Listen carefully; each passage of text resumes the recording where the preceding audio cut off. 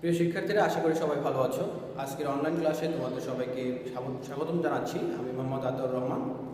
আজকে আমি তোমাদের সামনে তোমাদের বইয়ের তৃতীয় অধ্যায় বল অধ্যায় নিয়ে আলোচনা করব। বিগত কয়েকটি ক্লাসে আমি এই অধ্যায়ের বেশ কিছু ম্যাথ দেখিয়েছি এবং এই অধ্যায় থেকে কী কী সম্ভাব্য প্রশ্ন হতে পারে সেই সম্বন্ধে তোমাদেরকে আমি জানিয়েছি। তারই ধারাবাহিকতায় আজকে আমি তোমাদের সামনে আলোচনা করব এই অধ্যায়ের উপরে কী ধরনের এমসিকিউ হতে পারে সেই কয়েকটা এমসিকিউ নিয়ে আজকে আলোচনা করব। তোমাদের জন্য আমি বোর্ডে লিখে রেখেছি 6টি প্রশ্ন আমি এখানে লিখেছি। তার মধ্যে প্রথম যে 5টি প্রশ্ন তোমরা দেখতে পাচ্ছ সেই 5টি প্রশ্ন মোটামুটি এমসিকিউ হবে এবং শেষে যে প্রশ্ন দেখতে পাচ্ছ সেটা একটা প্রতিপাদন বা এটাকে একটা ব্যাখ্যামূলক প্রশ্ন আমরা বলতে পারি। যদি আমরা এই প্রশ্নটা ব্যাখ্যা করতে পারি এখান থেকে বেশ কিছু এমসিকিউ আমরা কমন পাবো। আচ্ছা, চলো দেখে নেওয়া যাক। প্রথমে আমরা যে প্রশ্নটা এখানে দিয়েছি তোমাদের উদ্দেশ্যে সেটা হচ্ছে যে একটা বস্তু আর এই পাশে আরেকটা বস্তুকে দেখানো হয়েছে। দুটি বস্তু পরস্পরের বিপরীত দিক থেকে আসছে এবং প্রত্যেকটা বস্তু দেখো ভর দেওয়া আছে। প্রথম বস্তুটার ভর হচ্ছে 4 কেজি এবং দ্বিতীয় বস্তুটার ভর হচ্ছে 6 কেজি। একজন আরেকজনের বিপরীত দিক থেকে আসছে, অর্থাৎ বিষয়টা এইরকম।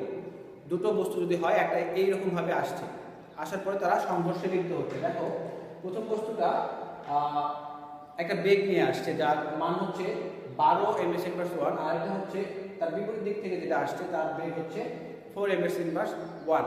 তাহলে পরস্পর একজন আরেকজনের দিকে আসছে, এইভাবে আসছে। তারা কোনো একটা সময় এসে একজন আরেকজনের মুখোমুখি সংঘর্ষ ঘটবে। এই মুখোমুখি সংঘর্ষ ঘটার পর বস্তু দুটি আসলে কি থেমে যাবে না বস্তুটা দুটো একত্রিত হয়ে কোনো একটা দিকে চলে যাবে, সেই বিষয়টাকে আমরা যদি আলোচনায় নিয়ে আসি তাহলে এখানে বলা হচ্ছে যে মিলিত বেগ কত হবে, বস্তুটা কোন দিকে যাবে। অর্থাৎ তারা একজন আরেকজনের সাথে সংঘর্ষে লিপ্ত হওয়ার পরে যে বস্তু দুটো থেমে যাবে নাকি তারা একটা মিলিত বেগ নিয়ে দুজনে একই দিকে যেতে থাকবে। এখন বস্তুটা কোন দিকে যাবে, প্রথম বস্তুটার দিকে যাবে না প্রথম বস্তুটা যেদিকে যাচ্ছিল সেই দিকে যাবে নাকি দ্বিতীয় বস্তুটা যেদিকে যাচ্ছিল সেই দিকে যাবে। এটা হচ্ছে আমাদের প্রথমটা প্রশ্ন। দ্বিতীয় প্রশ্নটা হচ্ছে যে কোনো বস্তুর উপর প্রযুক্ত বল ধ্রুব হলে ত্বরণ ও ভরের মধ্যে সম্পর্ক কেমন হবে, যেটা আমরা আমাদের নিউটনের যে দ্বিতীয় সূত্র রয়েছে সেই সূত্র থেকে আমরা এটার সম্পর্কটা পাবো। এরপরে প্রশ্ন যেটা হচ্ছে সেটা হচ্ছে পৃথিবী কোন বস্তুকে কত বলে টানবে বা কত বলে তার নিচের দিকে আকর্ষণ করবে, সেই প্রশ্নটা এখানে করা হয়েছে। এরপর দেখো যে হাঁটার ক্ষেত্রে নিউটনের তৃতীয় সূত্র ব্যাখ্যা, অর্থাৎ আমরা যে রাস্তাঘাটে পথ চলি বা হাঁটি, এই হাঁটার ক্ষেত্রে এখানে কিন্তু নিউটনের যে 3টা সূত্র রয়েছে সেই 3টা সূত্রের একটা সূত্র অর্থাৎ 3 নম্বর সূত্রটা এখানে কাজ করে। সেটা কিভাবে কাজ করে সেই সম্বন্ধে আমরা একটু জানবো। তারপর রয়েছে একটা ম্যাথের মতো এমসিকিউ, সেটা হচ্ছে যে একটা বস্তুকে একটা বস্তু যার ভরটা হচ্ছে 1.2 কেজি, এই বস্তুটাকে একটা বল আমরা প্রয়োগ করেছি, একটা ফোর্স দিয়েছি, বস্তুটা তাহলে সামনের দিকে এগিয়ে যাবে। প্রথমে বস্তুটা স্থির ছিল কিন্তু বস্তুটার উপর আমরা একটা বল প্রয়োগ করার কারণে বস্তুটা একটা গতিপ্রাপ্ত হয়েছে। বস্তুটার ভর ছিল 1.2 কেজি আর গতিপ্রাপ্ত হওয়ার ক্ষেত্রে দেখা যাচ্ছে যে 10 সেকেন্ড পর t=10 সেকেন্ডে বস্তুটার শেষ বেগ হয়েছে 20 ms/1। এখন এখানে আরো একটা বিষয় বলা আছে যে বস্তুটা যে সারফেসের উপর দিয়ে যাচ্ছিল সেই সারফেসের সাথে ওই বস্তুটার সংঘর্ষের ফলে এখানে একটা ঘর্ষণ বলের সৃষ্টি হয়েছে। সেই ঘর্ষণ বলের মান হচ্ছে 0.6 নিউটন। তাহলে জানতে চাওয়া হচ্ছে যে বস্তুটার উপর প্রযুক্ত বলের মান কত, অর্থাৎ কি পরিমাণের বল প্রয়োগ করা হয়েছিল বা কি পরিমাণ বল প্রয়োগ করার কারণে বস্তুটার 10 সেকেন্ড পরে বেগ 20 ms/1 হয়েছে, সেটা জানতে চাওয়া হচ্ছে। আর সর্বশেষ যে প্রশ্নটা রয়েছে সেটা হচ্ছে আমাদের বল, ভর ও ত্বরণের মধ্যে সম্পর্ক দেখাও। এটাও একটা প্রশ্ন যেটা আমরা নিউটনের দ্বিতীয় সূত্র বলে থাকবো। তো চলো প্রথমে শুরু করা যাক আমাদের প্রথম যে প্রশ্নটা ছিল সেই প্রশ্নটা দিয়ে। এখানে বলা হয়েছে যে 4 কেজি ভরের একটা বস্তু আর 6 কেজি ভরের একটা বস্তু পরস্পরের বিপরীত দিক থেকে আসছে। কোনো একটা সময় তারা মুখোমুখি সংঘর্ষে লিপ্ত হবে। এই সংঘর্ষে লিপ্ত হওয়ার পর তাদের মিলিত বেগ কত হবে এবং মিলিত বেগটা আসলে কোন দিকে হবে সেটা আমাদের প্রশ্ন। চলো আমরা একটু বিষয়টাকে করার চেষ্টা করি। দেখো আমরা একটা সূত্র কিন্তু শিখেছিলাম, ভরবেগের সংরক্ষণ সূত্র যেটা আছে আমাদের, সেই সূত্রটাতে আমরা দেখেছিলাম যে আদি ভরবেগের সমষ্টি আর শেষ ভরবেগের সমষ্টি পরস্পর সমান হবে। আদি ভরবেগের সমষ্টি সমান শেষ ভরবেগের সমষ্টি, শেষ ভরবেগের সমষ্টি, এটা পরস্পর সমান হবে। আচ্ছা, এখন আমাদের এখানে তথ্যগুলো, যে তথ্যগুলো আমাদের দরকার এই সূত্রটা অ্যাপ্লাই করার ক্ষেত্রে যে তথ্যগুলো আমাদের দরকার সে সব তথ্য কিন্তু এখানে দেওয়া আছে। বস্তুটার ভর m1, অর্থাৎ প্রথম যে বস্তুটা ছিল তার ভর হচ্ছে m1। আমরা যদি এখানে লিখে নিই, পাশে লিখে নিই যে প্রথম বস্তুর ভর হচ্ছে m1 4 কেজি, 4 কেজি। দ্বিতীয় বস্তুর ভর হচ্ছে 6 কেজি। প্রথম বস্তুর জন্য আদিবেগ দেওয়া ছিল u1 = 12 ms ইনভার্স 1। দ্বিতীয় বস্তুর আদিবেগও দেওয়া আছে। এখানে একটু বিষয়টাকে খেয়াল করতে হবে আমাদের, যে দ্বিতীয় বস্তুর বেগটা দেখো, এই বস্তুর বেগ একটা ভেক্টর রাশি, তোমরা জানো বেগ একটা ভেক্টর রাশি। আর ভেক্টর রাশির ক্ষেত্রে সেটাকে সম্পূর্ণরূপে প্রকাশ করবার জন্য আমাদের মান এবং দিক এই দুটোরই প্রয়োজন হবে। তাহলে দেখো তোমরা প্রথমটার জন্য দেখো, প্রথমটা বস্তু যেটা ছিল সেটা ডিরেকশনটা হচ্ছে এই দিকে, আর দ্বিতীয় বস্তুটার ডিরেকশনটা হচ্ছে এই দিকে। তাহলে একটা বস্তু যদি আমরা এই দিকের বস্তুর বেগটাকে যদি আমরা ধনাত্মক ধরি, তাহলে তার অপোজিট থেকে আসা বস্তুর বেগটাকে অবশ্যই ঋণাত্মক ধরতে হবে।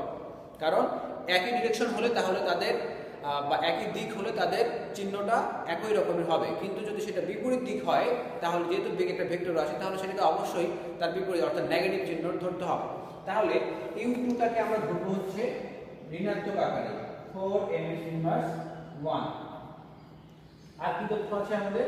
মোটামুটি আমাদের প্রাথমিক অবস্থা এই তথ্যগুলো এখানে দেওয়া আছে। এখন যদি আমরা ধরে নিই যে, মনে করি যে দ্বিতীয় বস্তুটা এবং প্রথম বস্তুটা যখন সংঘর্ষে লিপ্ত হবে, তখন তারা একত্রিত হয়ে বা তারা মিলিত হয়ে ভি বেগে তারা যেতে থাকবে, কোনো একটা দিকে যেতে থাকবে। তাহলে আমরা বলবো, তাহলে ধরে নিব, ধরি মিলিত বেগ, ধরি মিলিত বেগ সমান ভি। মিলিত বেগ হচ্ছে ভি, আমরা দেখতে পাচ্ছি। আচ্ছা, এখন এই সূত্রটা থেকে আমরা এখন অ্যাপ্লাই করার চেষ্টা করব, যে ভরবেগের যে সমতুল্য তার সূত্রটা রয়েছে সেই সূত্র থেকে অ্যাপ্লাই করি আমরা দেখি। তাহলে আদি ভরবেগ মানে কি? প্রথম বস্তুর ভর এবং প্রথম বস্তুর আদি বেগ সমষ্টি মানে কি? যোগফল। তাহলে যোগ দ্বিতীয় বস্তুর জন্য বস্তুর ভর হচ্ছে m2 আর তার আদি বেগ হচ্ছে u2 ইকুয়াল, যেহেতু তারা একই বেগ নিয়ে যাচ্ছে, অর্থাৎ এখানে কি হবে? এখানে v1 প্রথম বস্তুর যদি শেষ বেগ v1 হয় আর দ্বিতীয় বস্তুর শেষ বেগ v2 হয়, এর পরে সমান হবে, অর্থাৎ v হবে। বিষয়টা ক্লিয়ার? ওকে, এখন আমরা এটাকে অ্যাপ্লাই করব। যেহেতু v1 v2, তাহলে আমরা এখানে যদি একটু একটা লাইন আমরা বেশি করে লিখি, প্লাস m2 v2। তাহলে দেখো আমরা বলেছিলাম যে দুটো বেগই সেম, অর্থাৎ মিলিত বেগ মানে দুজনের বেগ একই, মানে একই বেগ নিয়ে তারা যেতে থাকবে। তাহলে আমরা এই জায়গাটাতে এটার পরিবর্তে আমরা কি ভি বসাতে পারি।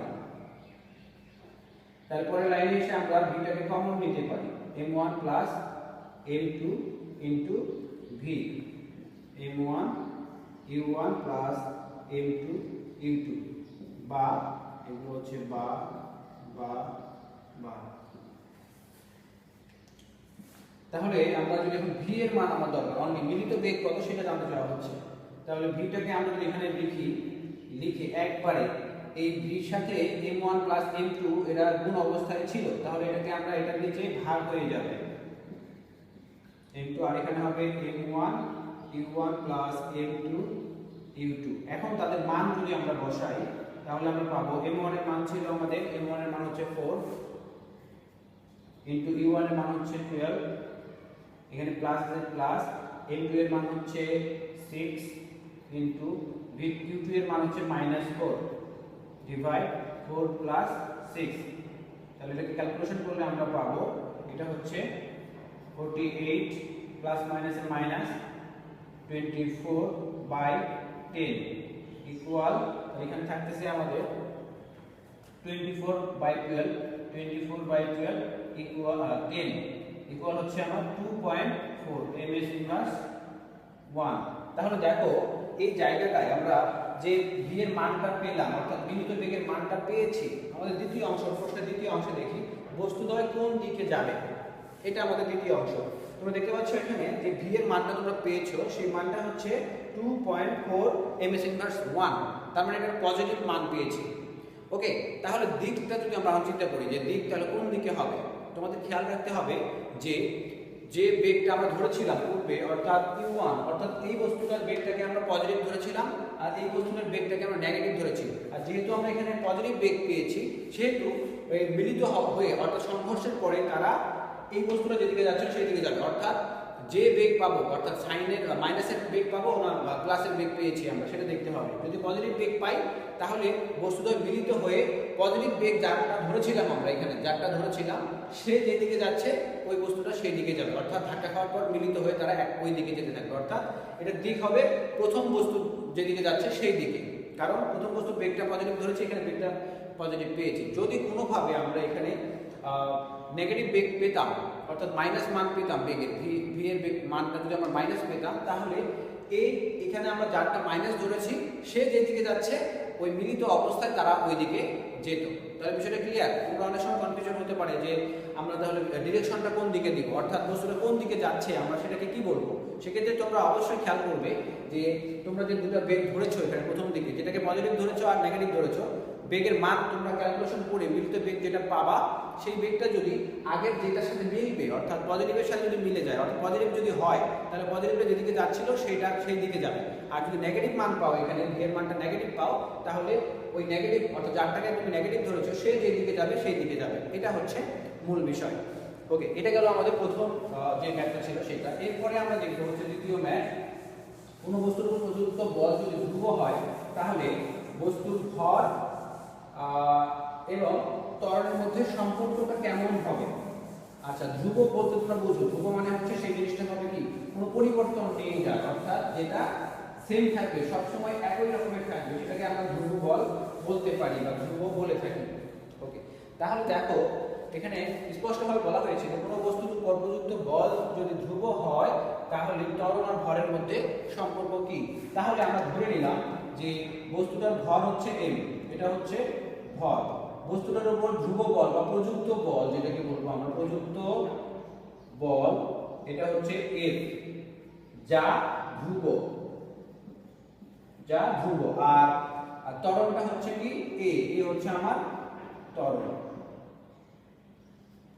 তাহলে নরমালি আমরা নিউটনের যে দ্বিতীয় সূত্র রয়েছে সেই সূত্র থেকে আমরা যেটা জানি সেটা হচ্ছে এইটা, এই জিনিসটা আমরা জানি।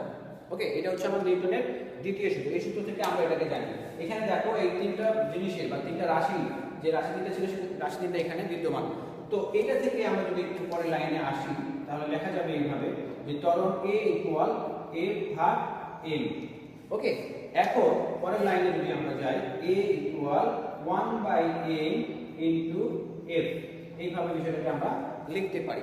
এখন যেহেতু বলে দিয়েছে যে তারা যে এফটা হচ্ছে ধ্রুব, অর্থাৎ এই এফ এর মানের কোনো পরিবর্তন হবে না, এই মানটা যা ছিল শুরু থেকে তাই আছে, তাহলে এখানে এফটাকে আমরা ধ্রুব বলতে পারি। বা এটাকে যদি আমরা একটু এক্সচেঞ্জ করে লিখি a সমান f ইনটু 1/m, এইভাবে আছে।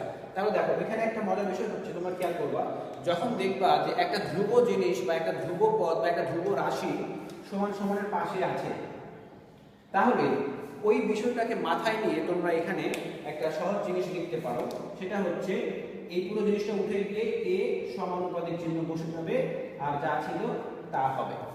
বিষয়টা ক্লিয়ার? যখন দেখবে একটা ধ্রুব পদ বা একটা ধ্রুব রাশি সমান সমানের পাশে আছে, তুমি যদি চাও এই জিনিসটাকে আমি ধ্রুব রেখে ধ্রুব হিসাব করে বা ধ্রুব ধরে বা ধ্রুব মনে করে আমরা একটা ক্যালকুলেশনে আসতে চাই, সেটা হবে এইরকম, যেটাকে আমরা সমানুপাতিক চিহ্ন বলতে পারি।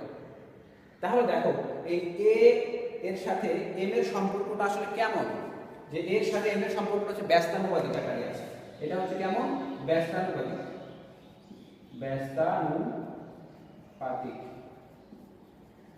ব্যস্তানুপাতিকের শর্ত কি? ব্যস্তানুপাতিক হলে একটা বাড়লে আরেকটা কমবে, আরেকটা কমলে আরেকটা বাড়বে, এই রকমের হয়ে থাকে। তাহলে দেখো এর সাথে mটা কিভাবে আছে? ব্যস্তানুপাতিক আকারে আছে, এর সাথে mটা ব্যস্তানুপাতিক আকারে রয়েছে। তাহলে কি হবে? যদি ত্বরণ বাড়ে তাহলে ভর কমবে। তো নরমালি এটা হয় না, ভরটাকে তো আর আমরা চলন্ত পথে তো আর আমরা এটাকে করতে পারি না, কমাইতে পারি না। বা এরকম যদি হয় যে ট্রাকে মাল উঠিয়েছি, ট্রাক থেকে আপলোড করলাম আবার আনলোড করলাম, তাহলে সেক্ষেত্রে তার ভরটা কমানো যাবে। ওকে, সো এটা আমরা কিছু কন্ডিশনে এটাকে আমরা পরিবর্তন করতে পারবো। তো নর্মালি আমরা এটা কি বলবো, যদি ভর কম হয় তাহলে তার ত্বরণটা বেশি হবে, আর যদি ভর বেশি হয় তাহলে ত্বরণটা কম হবে। কেন? কারণ একটা ব্যস্তানুপাতিক আকারে আছে, অর্থাৎ ভাগ আকারে রয়েছে। এই পাশেটা বাড়লে ওই পাশেটা কমে যাবে, বিষয়টা হবে এই রকমের। তাহলে এই বিষয়টা আমাদের ক্লিয়ার হয়ে গেল। এটা অনেক সময় এমসিকিউ দিয়ে থাকে যে যদি ভর বাড়ে তাহলে ত্বরণটা কেমন হবে, ত্বরণটা কমে যাবে, ভর যদি কমে যায় তাহলে ত্বরণটা বেড়ে যাবে, এইরকম হবে বিষয়টা। তাহলে আমরা এটা দেখলাম হচ্ছে ভর আর ত্বরণের মধ্যে সম্পর্ক কি হবে যদি বস্তুটা ধ্রুব বল হয়, বস্তুটার উপর ধ্রুব বল প্রয়োগ করা হয়। এটা গেল আমার 2 নম্বর প্রশ্ন। এরপরে যে প্রশ্নটা রয়েছে সেটা হচ্ছে যে পৃথিবী কোন একটা বস্তুকে কত বলে টানে তার নিজের কেন্দ্রের দিকে। তোমরা জানো এটা যে একটা স্বাভাবিক একটা প্রকৃতি হচ্ছে কি যে আমরা আমাদেরকেও পৃথিবী তার কেন্দ্রের দিকে টানছে, বা আশেপাশে যা কিছু আছে, পৃথিবীর উপরে যা কিছু আছে সব কিছুকেই কিন্তু পৃথিবী তার কেন্দ্রের দিকে আকর্ষণ করতে থাকে। তো এই আকর্ষণ বলের মানটা কত বা কিরকম হবে সেই জিনিসটা নিয়ে আমরা একটু আলোচনা করবো, আর সেটা একটু বোঝার চেষ্টা করবো। ধরো আমার হাতে তোমরা একটা ডাস্টার দেখতে পাচ্ছ, এই ডাস্টারটাকে যদি আমি এখানে ছেড়ে দিই তাহলে এটা অবশ্যই নিচের দিকে পড়বে। প্রশ্ন হচ্ছে যে এই বস্তুটা কেন নিচের দিকে পড়ছে? তাহলে তোমাদের উত্তর আসবে কি, অভিকর্ষ বলের কারণে, অর্থাৎ পৃথিবী এই বস্তুটাকে তার কেন্দ্রের দিকে টানছে।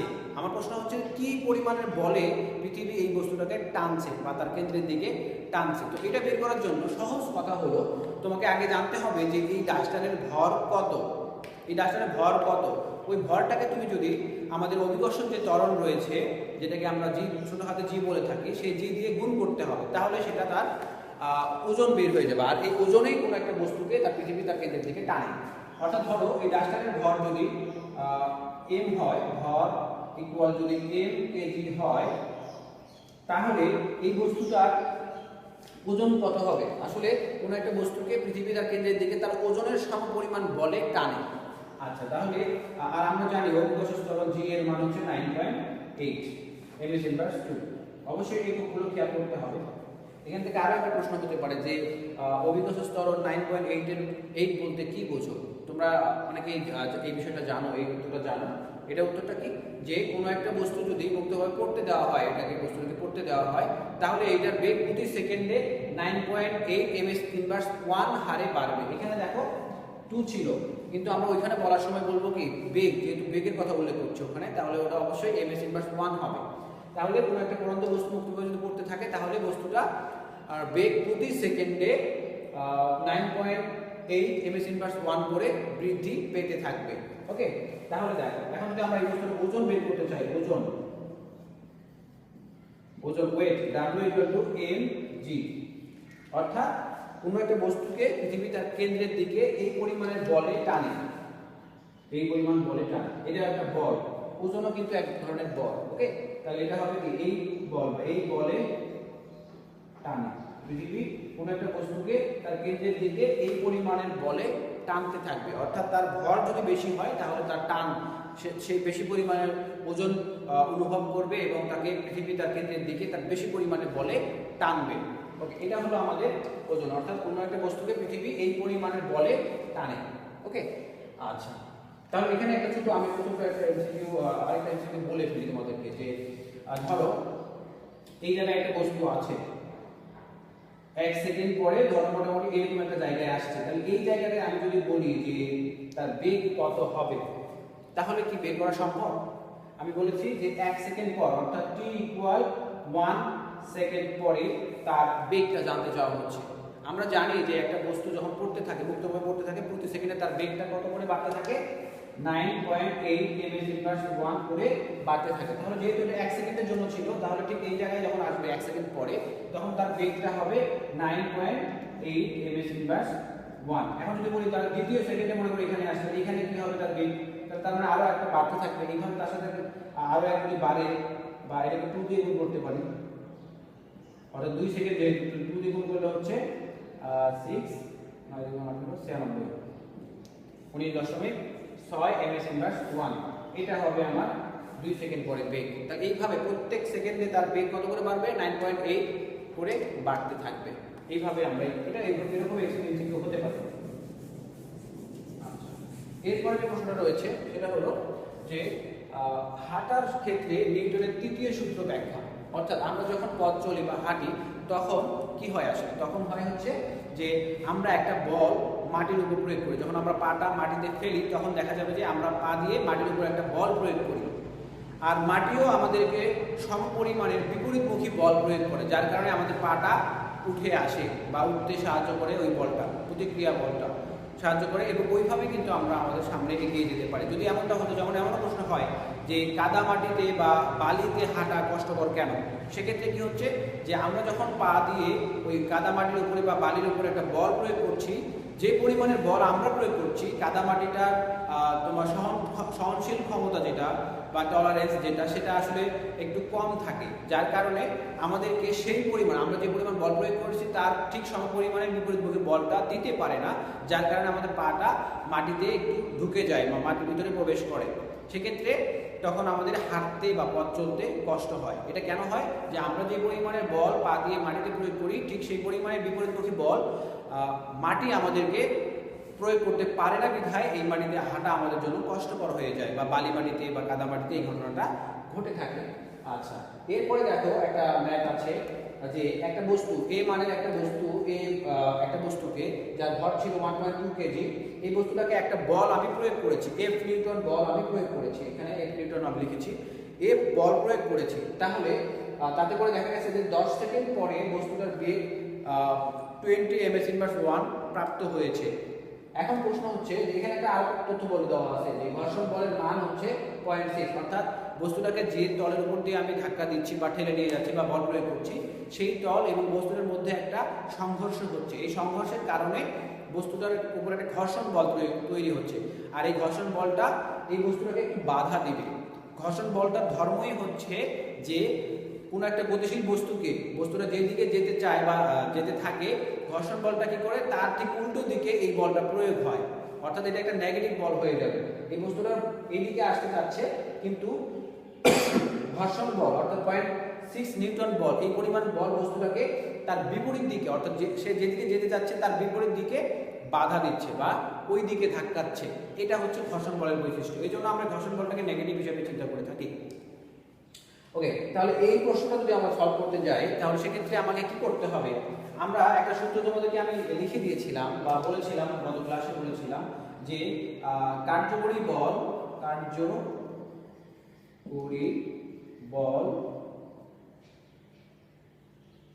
সমান সমান হচ্ছে প্রযুক্ত বল মাইনাস হচ্ছে ঘর্ষণ বল। এটা ছিল আমাদের মেইন সূত্র। ওকে, তাহলে এই কার্যকরী বলটাকে আমি অন্যভাবে লিখে শিখেছিলাম তোমাদেরকে, কার্যকরী বলটাকে আমরা হিসেবে লিখতে পারি। আর প্রযুক্ত বল, যেহেতু আমি এখানে প্রযুক্ত বলকে এফ দিয়ে প্রকাশ করেছি, তাহলে এটাকে আমি এফ লিখতে পারি, এফ মাইনাস, আর ঘর্ষণ বল বা ফ্র্যাকশন বলটাকে আমরা এফ কে লিখতে পারি, এফ কে। আর এখানে কিছু মান দেওয়া ছিল, ফ্র্যাকশন বলের মান এফ কে এর মান দেওয়া 0.6 নিউটন, তারপর হচ্ছে বস্তুটার ভর দেওয়া ছিল 1.2 কেজি, আর কিছু দেওয়া ছিল কি হ্যাঁ আরো তথ্য ছিল এখানে যে 10 সেকেন্ড পরে তার বেগ, একটা বেগ সে পেয়েছে, 10 সেকেন্ড পর সেই বেগ হচ্ছে 20 ms/1, এই বেগটা 10 সেকেন্ড পরে সে পেয়েছে। তাহলে দেখো এই জায়গায় মোটামুটি ভাবে আমরা এটা বের করব, এটা দেওয়া আছে, এটা দেওয়া আছে, এটাও আবার দেওয়া নেই, কিন্তু এটা একটা টেকনিকে তারা একটা কৌশলে এর মানটা বলে দিয়েছে, সরাসরি বলে না, ইনডিরেক্টলি তারা বলে দিয়েছে। কিভাবে বলছে, যে তারা বলেছে যে এফ বল প্রয়োগ করার কারণে 10 সেকেন্ড পরে বস্তুটার বেগ 20 ms/1 হয়েছে। এখানে উল্লেখ্য যে বস্তুটা প্রথমে স্থির ছিল, যখন স্থির ছিল তখন আমরা এফ নিউটন বল প্রয়োগ করেছিলাম, যার কারণে 10 সেকেন্ড পরে বস্তুটা 20 ms/1 বেগ পেয়েছিল। তাহলে এখান থেকে কিন্তু আমরা এর মানটা বের করতে পারবো। কিভাবে পারবো, দেখো যে বস্তুটা প্রথমে স্থির ছিল, তার মানে কি u0, প্রথমে বস্তুটা কি ছিল, স্থির ছিল, তাহলে u0 হবে, আর v তো আমরা পেয়েছি 10 সেকেন্ড পরে, v এর মান হচ্ছে এটা, তাহলে এই জায়গা থেকে a আমরা বের করতেই পারি। তাহলে এটা যদি আমরা বের করি তাহলে এর জন্য আমরা কি জানি, a = v - u/t। দেখো সব তথ্যই তোমার কাছে আছে, 20 - 0 বাই হচ্ছে 10 ইকুয়াল হচ্ছে 2 ms/2, তাহলে এটা হচ্ছে ms/2, তাহলে আমরা পেয়ে গেলাম হচ্ছে 2 ms/2, অর্থাৎ এটা প্রতি সেকেন্ডে এটার বেগ কত করে বাড়তে থাকবে, 2 করে বাড়বে, মানে প্রতি সেকেন্ডে এটার বেগ 2 করে বাড়তে থাকবে। এটাও কিন্তু প্রশ্ন হয় যে কোনো বস্তুর ত্বরণ যদি 2 হয়, এটা আসলে এটা বলতে আমরা কি বুঝি? কোনো বস্তু ত্বরণ 2 ms/2 বলতে কি বুঝি? এটাই বুঝি যে বস্তুটার বেগ প্রতি সেকেন্ডে 2 ms/1 করে বাড়তে থাকে। আচ্ছা, তাহলে এখানে যদি আমরা মানগুলো বসাই তাহলে লাইনে দেখো আমাদের দরকার কি? আমার দরকার হচ্ছে এই ফ্র্যাকশন বলের মানটা দরকার। ফ্র্যাকশন বলকে আমরা এখানে এইটা এখানে লিখলাম, ফ্র্যাকশন বলটাকে এখানে নিয়ে আসলাম, আর প্রযুক্ত বলের মান আমাদের দরকার, এখানে ওটাকে একা করলাম। সমান m এর মান হচ্ছে 1.2 কেজি, ত্বরণের মান আমরা 2 পেয়েছি, আর f কে এর মানটা বলে দেওয়া আছে 0.06 ইকুয়াল f, বা এখানে ক্যালকুলেশন করলে আমরা পাবো 1224 পয়েন্ট এত ইকুয়াল f, বা এখানে আমরা পাইতেছি হচ্ছে আচ্ছা প্লাস হবে, এটা হচ্ছে মাইনাস ছিল, এটা প্লাস হবে, প্লাস, তাহলে এটা হচ্ছে আমার কত, এখানে ক্যালকুলেশন করলে 3 হবে, তাহলে f এর মান পেলাম আমরা কত 3। তাহলে যেহেতু অতএব আমরা প্রযুক্ত বল হচ্ছে আমাদের 3 নিউটন, তার মানে ওই বস্তুটার উপরে 3 নিউটন বল প্রয়োগ করা হয়েছিল, যার কারণে স্থির থাকা সত্ত্বেও সেটা 10 সেকেন্ড পরে তার বেগ হয়েছিল 20 ms/1। ওকে, বিষয়টা কি ক্লিয়ার? তাহলে এইভাবে যদি অনেক সময় বলতে পারে যে একটা বল আমি দিয়েছি কিন্তু কি পরিমাণে বল আমি দিয়েছি